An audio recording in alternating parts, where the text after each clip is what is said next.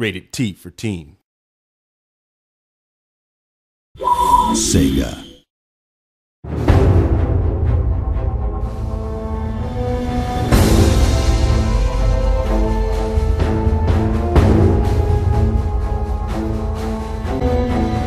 Your character, in fighting back against this alien invasion, has the option to get, say, a cybernetic eye that gives him, advanced targeting routines, or cybernetic arms that make him stronger.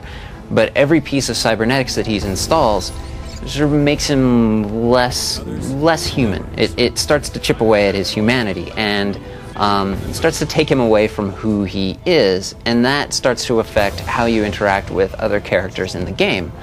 Do you want to sort of take the path of least resistance and take these cybernetic pieces that are so good in combat, or do you want to take the hardcore path of challenging yourself as a player so that you can see how the story plays out if your character maintains more of his humanity? The cybernetics in general will make you more powerful, but they'll also make you less human bit by bit. That's the most interesting part of what we're trying to tell in this, because we want the characters to constantly be making the decision, will I continue to give up more of myself to even the odds against the ever-increasing difficulties that I'm facing?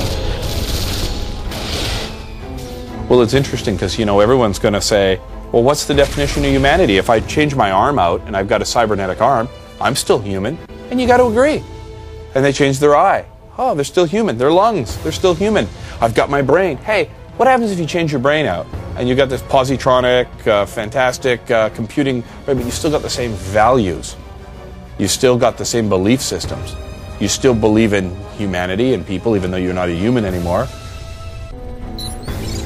And we know that some players will make the decision to remain as pure as they possibly can, because things like NPCs will begin interacting with you differently as you begin to take on more augmentation. You become more of a monster as you do that. Other players may decide that there's absolutely no question in their mind that they want to augment themselves completely, and by the end of the game they may find that the story itself plays out differently because of their decisions that they'd made many hours before. Are we going to apply any kind of morality into the game and say that there is a right decision or a wrong decision? Absolutely not. We want to present the question to the player and let the player, minute by minute, hour by hour, as they play through the game, make that decision for themselves. And at the end, they get to see the results of all the decisions they've made before.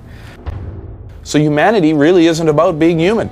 And that's a really, really deep, fun question to ask in a video game, a game where it's typically about just blowing things up. But we've taken it to that next level, and we're doing things that you see in film and you see in books and television, asking much deeper questions. And if you think about it, that's what makes entertainment really, truly engrossing. It's when it's not this flat experience where you're just getting a bigger grenade launcher. It's about asking questions that may affect you long after you finish the game.